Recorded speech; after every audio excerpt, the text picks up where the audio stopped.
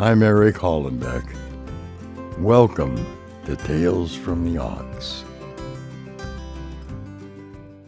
Hi, folks. So welcome back to Blue Ox. I wanted to come into the human-powered era again and show this is a table saw, 1890s, made by the Barnes brothers. We've been showing off the collection of human-powered equipment all along. But this one section of time, folks, I can't get it across to you enough. 1800 to 1900. That one section, how humankind just exploded in technology, blew up. Unbelievable. And like I said, it was built by the Barnes brothers, but they didn't design it. This is the only tool out of all of the stuff that they made, all the human-powered equipment they made, they did not come up with.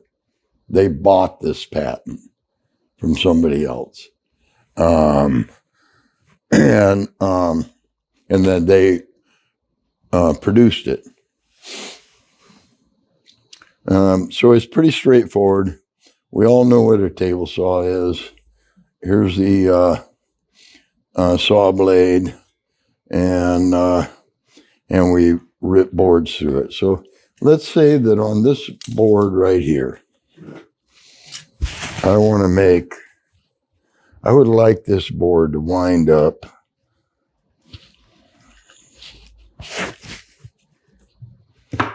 I'm at 4 1/16. I have an 1/8 there.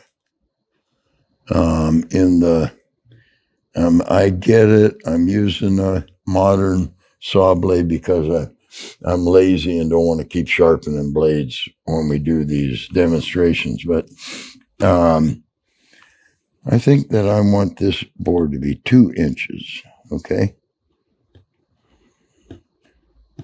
That's what I want to be. Okay. Like any table saw, I move my fence. My fence doesn't move. My fence is solid. We ain't even close to my mark. Now what are we going to do? We're in a world of hurt. Well, we come around. They tackled the problem different. We come around to this side. Here's the flywheel. Here's the shaft. And I can move the entire saw blade, shaft and all, see, through the flywheel. So I'll get it. Let me get it set up here.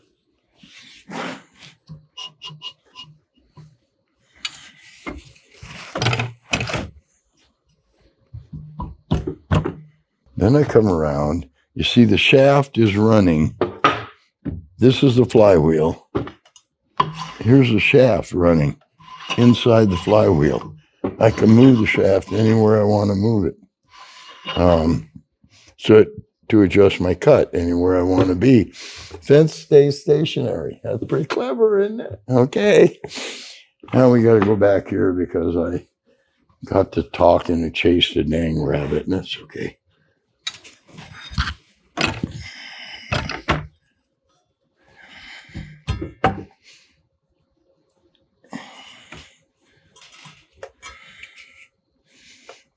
That's close enough. So now I come over and onto the flywheel, I lock the shaft. But we have to understand, I want to choke way up on the tool. And I bet you, I'm willing to bet that the Barnes brothers gave you a little tiny short handle tool.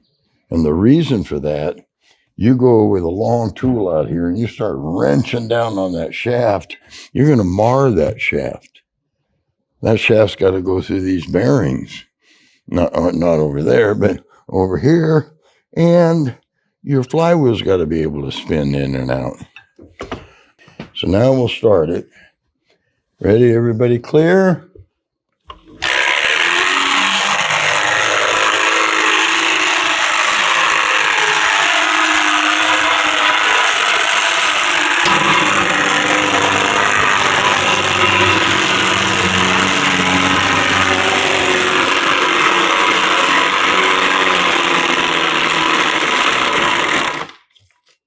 Now,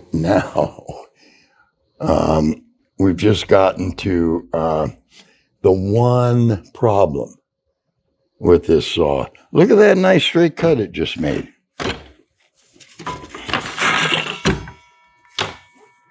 And you saw the time it did to do that. Now think of the time it would have taken you to draw a line, and then with a rip saw, not a crosscut, a rip down here, and the skill level to do that and make that straight a cut.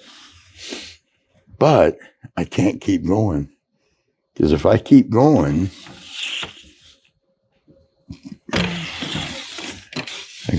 I'm held down. Oh my gosh.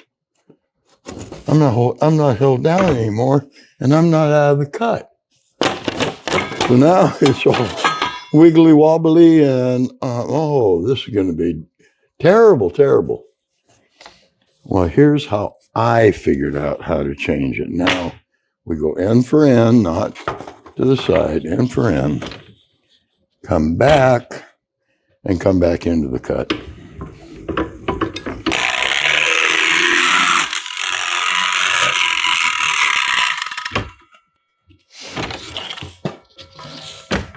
And there's our cut. We got to take a joiner.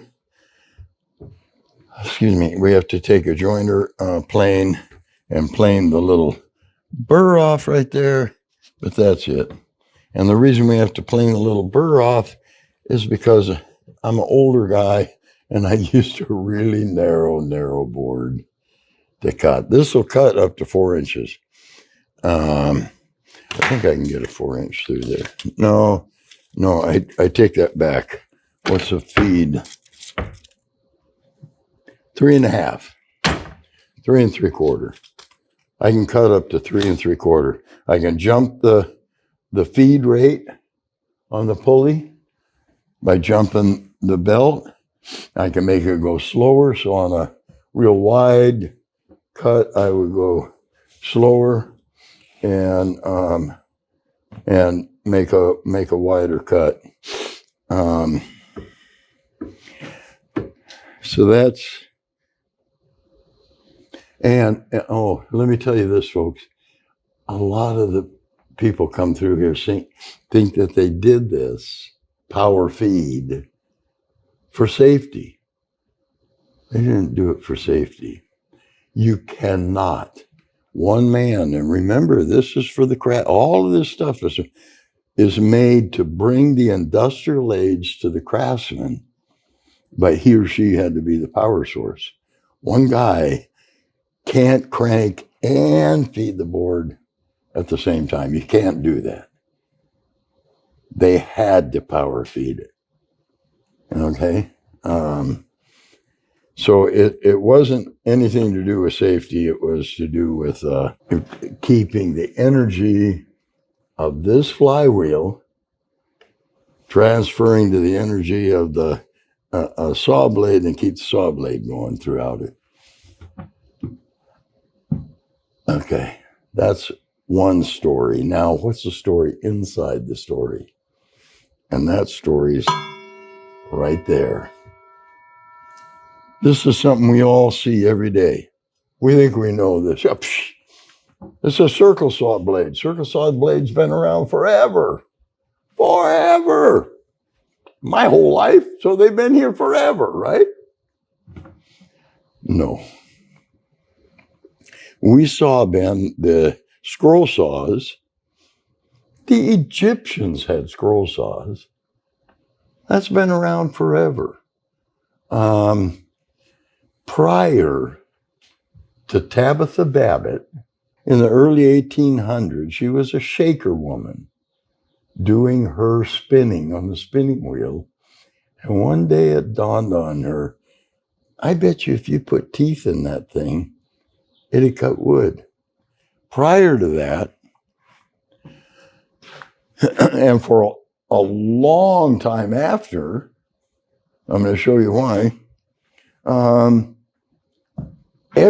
only way that we knew how to cut wood, and I'm talking, I think that we started working with wood with the caveman. So from the caveman clear up to not middle, but early 1800s, the only way we knew how to cut wood was reciprocating.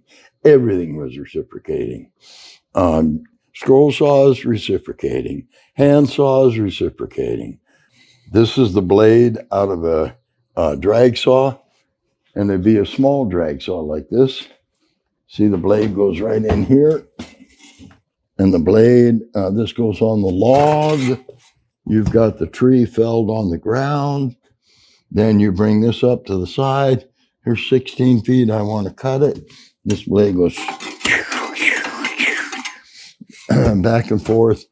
And in our country, folks, we had, I've got some here, drag saw blades that are 16 foot long to cut these big.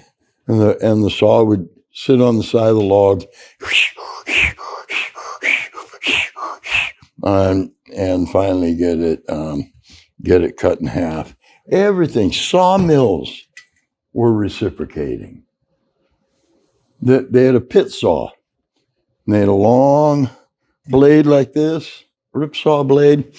Guy on top would bring it up, and the guy on the bottom would pull it down. Bring it up, pull it down. Bring it up, pull it. And they'd walk. They'd put the log on top of this pit, and then they would walk along and do the sawing. Which one do you think you would want to be? Guy on the top or the guy on the bottom? I think bottom, but you got it. Everybody thinks he got drowned in sawdust. Of course he did. Of course he did, because that's where all the sawdust is coming. But he wore a great old big hat, and he pulled down. The other guy pulled up. Yeah. And he's the one that controlled the cut, because a reciprocating saw only works 50% of the time. The other 50% is coming back up, getting ready to make a cut again. So it was only 50% efficient. All of a sudden, Tabitha changed everything.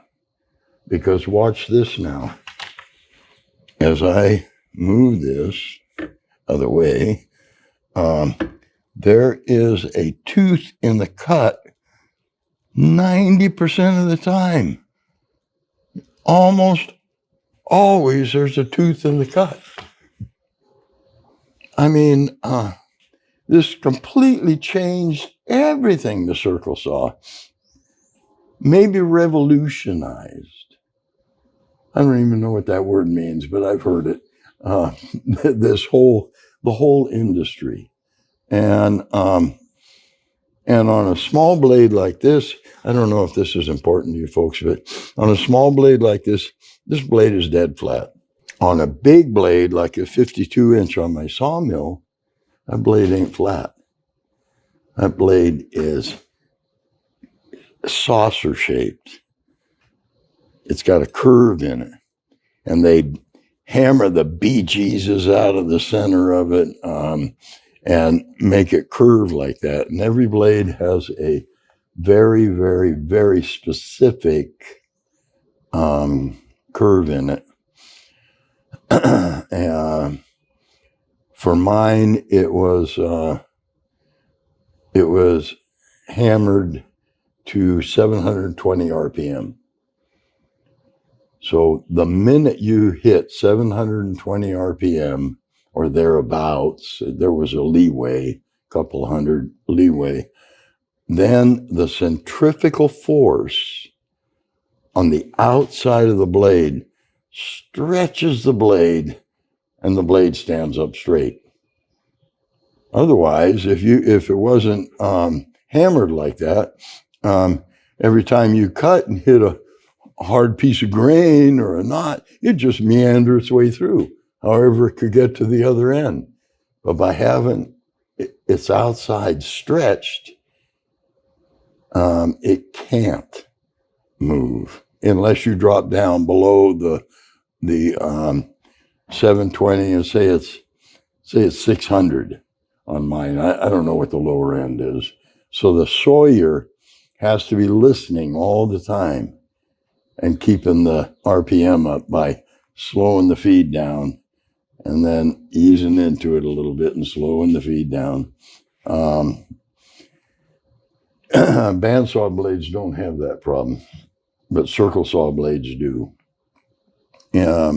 So all of that technology we had to figure out by trial and error.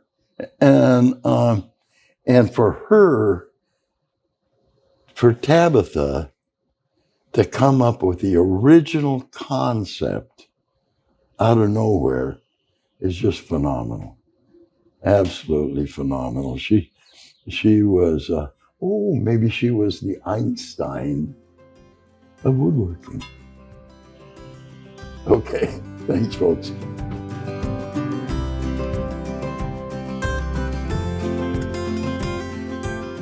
So thanks so much for watching. I hope you enjoyed it.